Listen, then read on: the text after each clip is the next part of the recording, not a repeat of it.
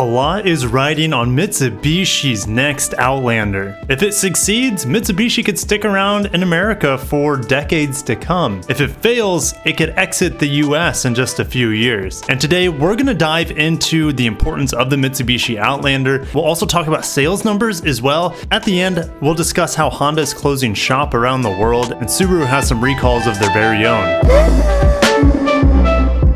Heading on over to automotive news, guys. If you want Mitsubishi to survive, make sure to smash the like button to show some a little bit of love. They don't get a whole lot of love here in the United States, but they need as much love as they can get. Mitsubishi dealers count on the next gen Outlander, and this is a teaser image they've shown us.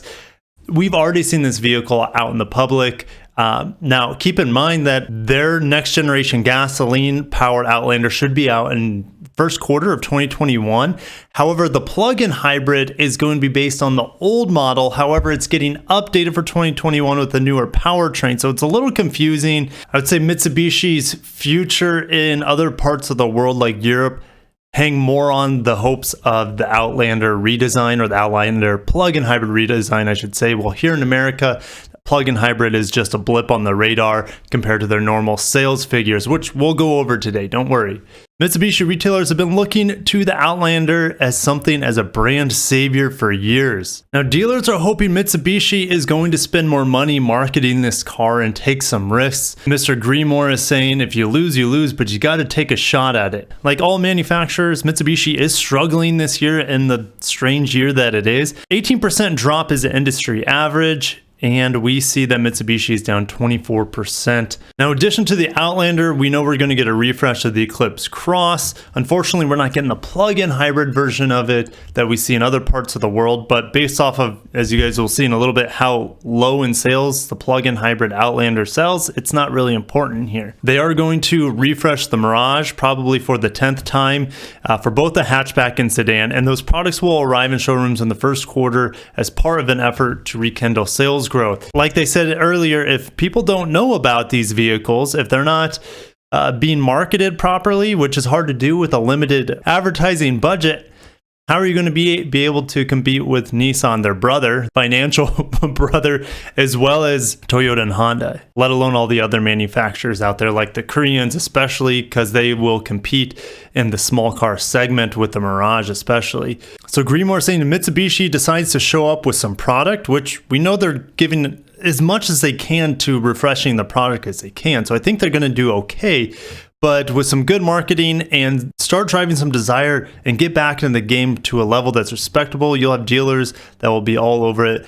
They'll react instantaneously. That's a lot of things to go right. You got to hope that the buyer finds value in the product. You got to hope that they can find out about the product, and then you got to hope that the dealer network can follow through in selling the product. So you're hoping on a lot of things here, and there's a lot of things that can go wrong. So I think most of us want Mitsubishi to succeed, if nothing other than an underdog story, but they've shot themselves so much in the foot throughout the years with all those safety issues, their 000 plan. I think they're heading in the right direction, but a pandemic is one of the worst things that could happen to a small company like Mitsubishi. Although Mazda is a small company and they're only down 2 to 3% on the year. Okay, so this doesn't look good for Mitsubishi, in my opinion. Mr. Ayman Musa, he's the owner of 3 Mitsubishi stores in the San Francisco Bay Area. They asked him a few questions. He's saying a lot of people are getting excited for the new Outlander. It looks like a Palisade or Nissan Rogue. Well, it's based on the Rogue's platform, so it's going to look a lot like a Rogue, but it's going to look a little bit more unique based off that Engelberg concept. Did I get it right that time? I'm notorious for butchering that. His dealership group sells Korean brands along with Nissan Infiniti. But quoting him, Mr. Musa, most customers use emotions rather than common sense, or they would be buying more Mitsubishi because they are so reliable. People go by how the car looks. Now, there's some truth in this statement. Every single purchase and everything we do as human beings are actually emotional decisions. We can rationalize any decision with our brain and our intellect. The way he says it is condescending the intelligence of anyone else who doesn't buy Mitsubishi. Most customers use emotions rather than common sense, or they would buy more Mitsubishis because they are so reliable. Wow. Wow. Insulting your potential market, your potential customers' intelligence is not a good way in hoping that you're going to attract those customers to Mitsubishis. Luckily, he's not like a spokesperson for the brand or anything. He just owns 3 of those dealerships. But yeah, what do you guys think about that? I find that incredibly insulting and silly. And if his line of thinking is in line with most Mitsubishi dealerships, thinking that everyone out there is just a irrational buyer, it doesn't look good. We got to move on. So Mr. Musa says that with all the investments Mitsubishi's doing to refresh and redesign their product lineup in the coming year or 2, maybe 3, he's saying that is not a strategy that a company would have if they plan on leaving that market. And I totally agree. This is Mitsubishi's last ride out into the Pelennor fields to meet the oncoming onslaught. Not only that is pandemic that we're facing and the kind of the lull in the economy, but also all the other manufacturers out there going to be swallowing up what little tiny piece of the market that Mitsubishi has if they don't nail the next Outlander, I think. We need to move on to sales. Okay, so Mitsubishi, this really surprised me. In 2013, they hit a low thanks to lots of different factors. Of course, the economy wasn't doing super hot then, but also because the tsunami that hit Japan and messed up a lot of their systems over there. But ever since, it's been a steady rise. In 2019, selling 121,000 units. In 2020, they're going to be lucky to sell 100,000 units this year, based off of them being down 24% or so compared to last year. Now, if we look at their cash cow here, this is the Outlander. Outlander has been selling in mass, for them anyways, 35,000+ units the last 3 years. It's kind of plateaued, however. If we look at the next model here, which is the Outlander plug-in hybrid, it is not a well-selling product with averaging about 3,000 units per year. Will the refreshed version do much better, or I should say the upgraded powertrain version for 2021 do much better? I doubt it, but we know the redesigned Outlander should pull them maybe into the 40,000 units for 2020 if everything is perfect. Best case scenario, they hit 40,000 units with the redesigned Outlander next year. Worst case scenario, probably 35,000 units. That's my guess.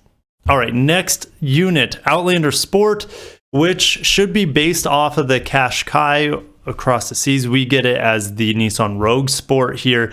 It should be based off that same car, but I don't think that car is quite out yet. It's going to be probably either later 2021, they'll see the redesigned version of this car come out. And in 2019, they sold about 33,000 units. They sell about the same amount of Outlander and Outlander Sports. So Outlander Sport is very important to them. Hopefully they get a redesign or a really strong refresh in the next year or so. And then the little Mitsubishi Mirage. Look at this thing. Steady. 20,000 units, and then 2019, it hit a high at, let's just say 27,000 units. Mirai is going to get a refresh this year, and with people not being able to possibly afford the cars that they would like, maybe this car continues to do well in our not so blossoming economy at the moment. So 27,000 units, it's possible they could sell 30,000 units of the Mirai. Super cheap car, super cheap to own. There's a couple recently that put like 300,000 or 400,000 miles on the Mirage. So this is a car that could be a sleeper for them if they play their cards right. And lastly, the Eclipse Cross. We talk a lot about this vehicle because it's a heresy to use the Eclipse name, just kind of like the Ford Mustang Mach-E is not really a Mustang. But anyways, back to the Eclipse Cross. It is getting a refresh. I do see it doing okay for 2020. It should hit over 20,000 units with that refreshed look to it. And I expect this one to do actually pretty well outside of North America because they'll be pushing that plug-in hybrid powertrain on it. What's more likely? A 5-year exit plan for them, or they survive 10 plus years? I'll see you down in the comments. I think I'm leaning more towards a 5-year exit, but I don't have a crystal ball. I have a Dragon Ball. It's not quite the same. Okay, Honda is pulling out of India, or at least one of their plants. So Honda to shut down India plant and reduce four-wheeler output. This is over at MSN. So this is the Noida plant east of Delhi, and it's moving all of its Indian production to its newer Tapukara plant to the southwest of the capital. They typically produce 100,000 vehicles per year at this plant, and it started back in 1997. And the models they produced there was the City, the Civic sedan, as well as the CR-V crossover. And they will be dropping production 40%. Based on the research I done, it looks like internal sales in India are actually pretty good for Honda, but their export sales from those vehicles they make in India have been pretty terrible for 2020. So that's why they're going to be cutting production, not because they're overproducing for India, but because they were overproducing for the areas around India, which they export to from that plant. And lastly, over at Torque News, Outback is getting, as well as some legacies, are getting a recall here due to a defective rear view camera. And these are on brand new cars, 2020 Legacies and 2020 Outbacks. Luckily, it's only 7,700 models. So the 2020 Outback and Legacy equipped with high-grade and mid-grade multimedia navigation are under the recall. The August 2020 over-the-air software update may have timed out without completing the installation, corrupting the data and causing the rear view display to shut off intermittently. But I always feel like having recalls at the end of my news is the best way to do it, unless it's like earth-shattering. But guys, I will see you in the comments, of course, about the Mitsubishi and their outlook here in the United States. It is a coin flip at this point in time, and a lot is riding on that Outlander. And guys, since it's based off the Nissan Rogue, what would you rather have at that point? Would you rather have a niche Mitsubishi Outlander, as I got an eyelash in my eye, or would you have a Nissan Rogue, both of them on the same platform? Both of them are going to share a whole lot. They're obviously going to look different. What would you guys be more interested in if you were in the market? All right, guys, have a wonderful day. And guys, make sure to subscribe if you enjoy my content. More and more content is coming, as well as car reviews. I'll talk about that more in the coming weeks. And guys, have a wonderful day. Take care of yourselves. And peace out.